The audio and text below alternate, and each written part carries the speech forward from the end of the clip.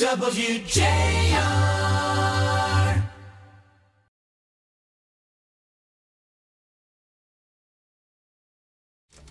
And we've had experience in these areas before, that working with all these different people, everybody has their own thing. Everybody is concerned about if they're giving up too much or they're sacrificing too much.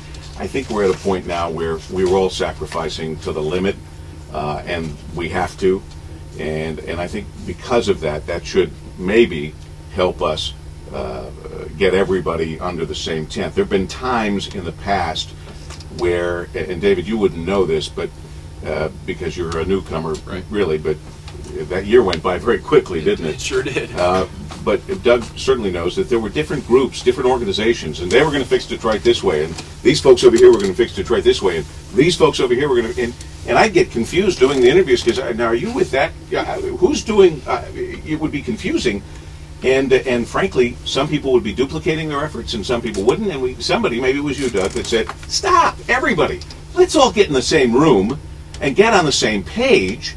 We know that we have different needs, but if we work together, there's a better chance of all of us getting most of our needs, if not all of them, taken care of." Well, I think that's right, and I think that, you know, the idea of regionalism and the idea of these different groups working together the way you described is still at a fairly fledgling stage. I mean, I don't want to over-represent just how, you know, much in sync everybody is just yet, but the good news is that there are people stepping out, trying to make that happen.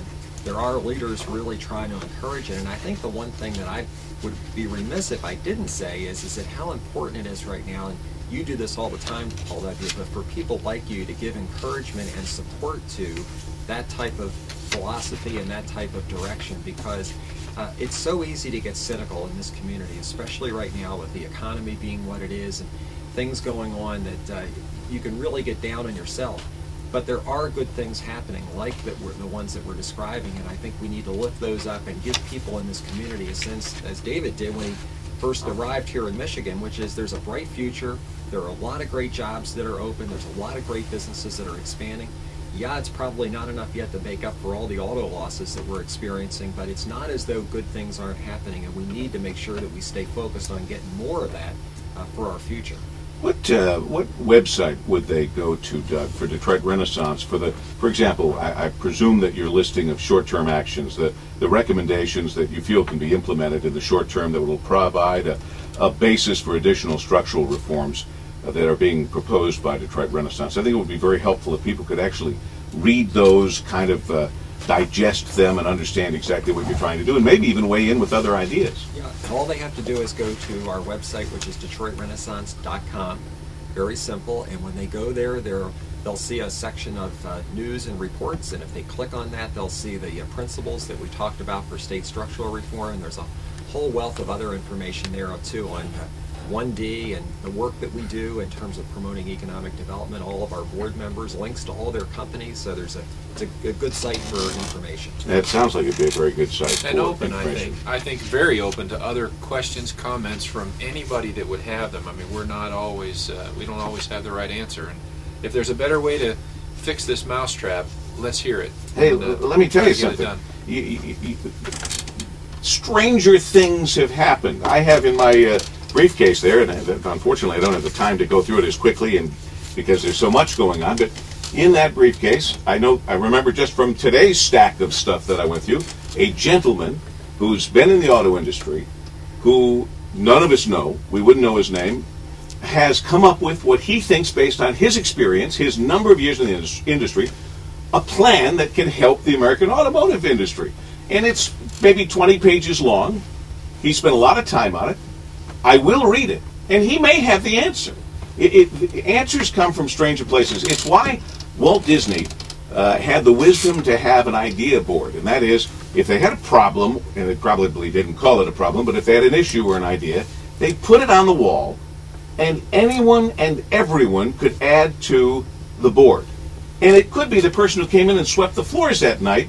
They see the problem, and they say, well, why don't you do this? And that's how they came up with ideas, and that's how they actually fixed some of the issues they had to at Disney. We have to be open-minded and creative. We have a tendency to not be open-minded and creative. And the higher up we get and the bigger and better and more important positions we get, the less open-minded and creative we get, because we know some things that they don't know. You don't understand what it's like being in this position. You can't make those decisions. And that's not working right now. So I think it's great how open you are, David, as you're pointing out. Well, one of the things that is a little scary this year, but we're actually starting a series, as David knows, a series of blogs that our CEOs are going to be participating in on issues like this and others. And so, again, it's a little scary because God knows what our CEOs will respond to in these blogs, but it'll be a great way to interact with people in the way that we have in the past. Final word, my co-host, David Boyle, the president of Michigan Northwest Ohio Banking National City Corporation. Look, I see it. There's tremendous hope and opportunity for Michigan, for Southeast Michigan, for Detroit in particular.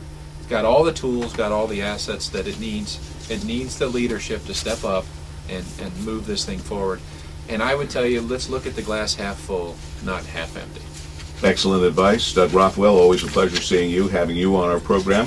We'll continue to do so on the radio and here on the internet at WJR.com, and we really appreciate you being here. And that goes for our viewers and listeners on our National City Roundtable, program number 1 of many. We hope you'll join us again here on WJR.com and WJR Radio. Regards, Paul W. Smith.